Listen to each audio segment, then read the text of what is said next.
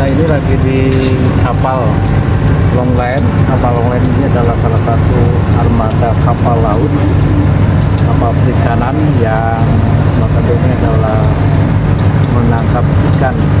Ikan ini ada ikan cakalang, ada ikan tuna, cumi dan sebagainya. Saya bercerita tentang masalah aktivitas nelayan kapal Longline ini.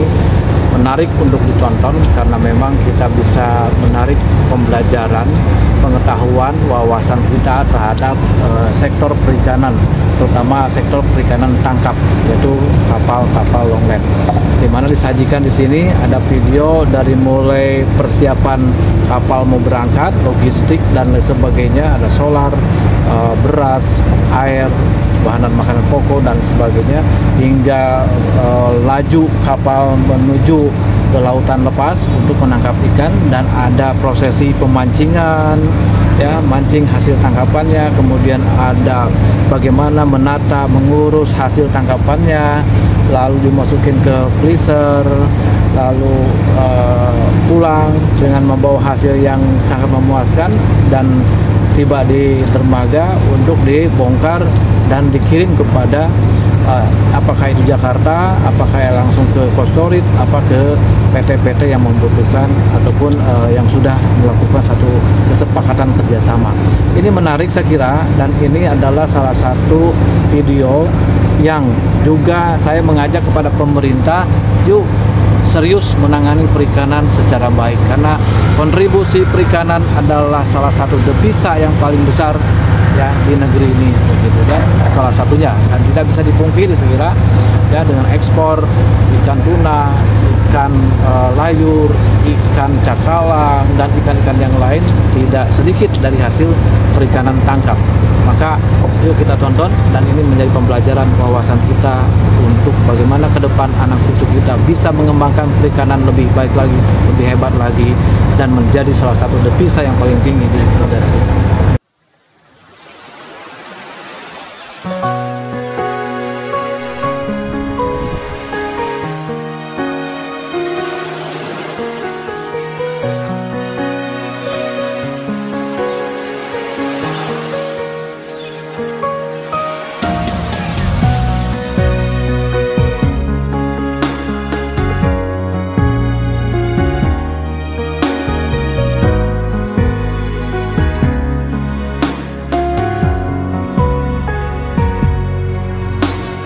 Tak pernah terpikir olehku, aku dilahirkan untuk arungi samudra.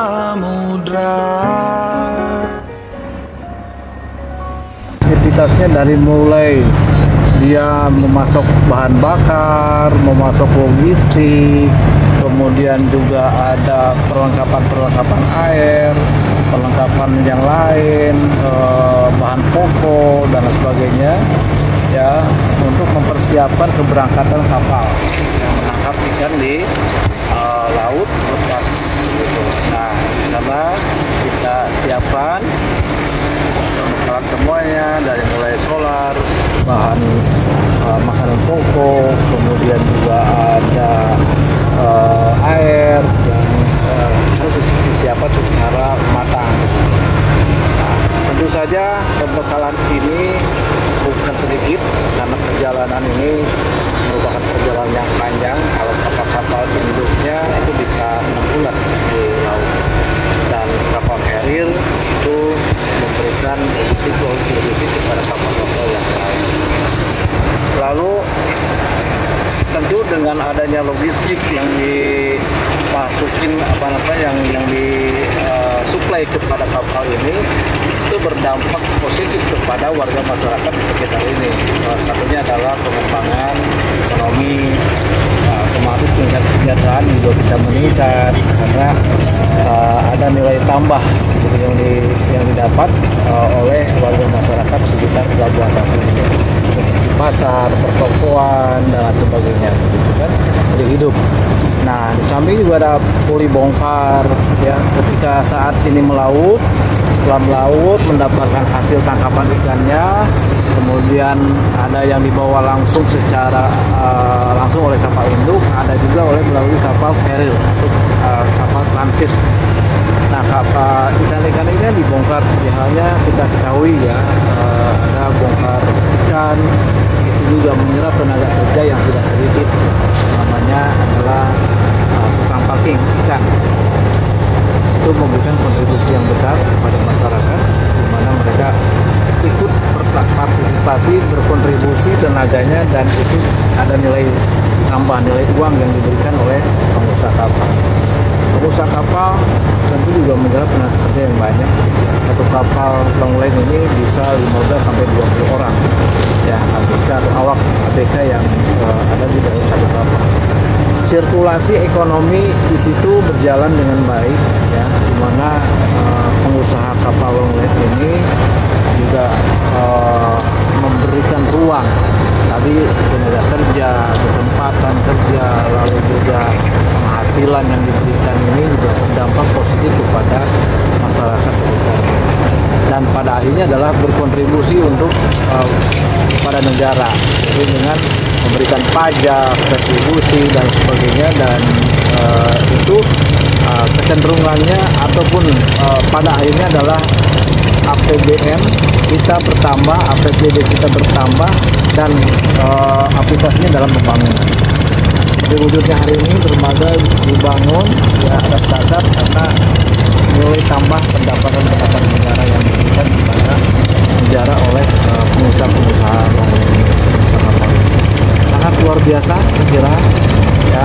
Maka saya berharap bahwa pemerintah daerah, provinsi, dan pemerintah pusat senantiasa harus konsen serius menangani persoalan perikanan, karena perikanan ternyata memberikan kontribusi yang sangat besar, lalu juga memberikan kontribusi positif kepada warga masyarakat. Samping juga ikan adalah komoditas yang saya kira tidak bosan gitu kita memakan ikan, dan tidak berdampak hal-hal yang untuk kebutuhan kondisi badan kita, tetapi makan ikan adalah makanan yang paling menyehatkan. Asli akan kau cocok lah. Asli ora, asli. Udun. Si bayi panen ya. Gelitang. Si bayi milenium.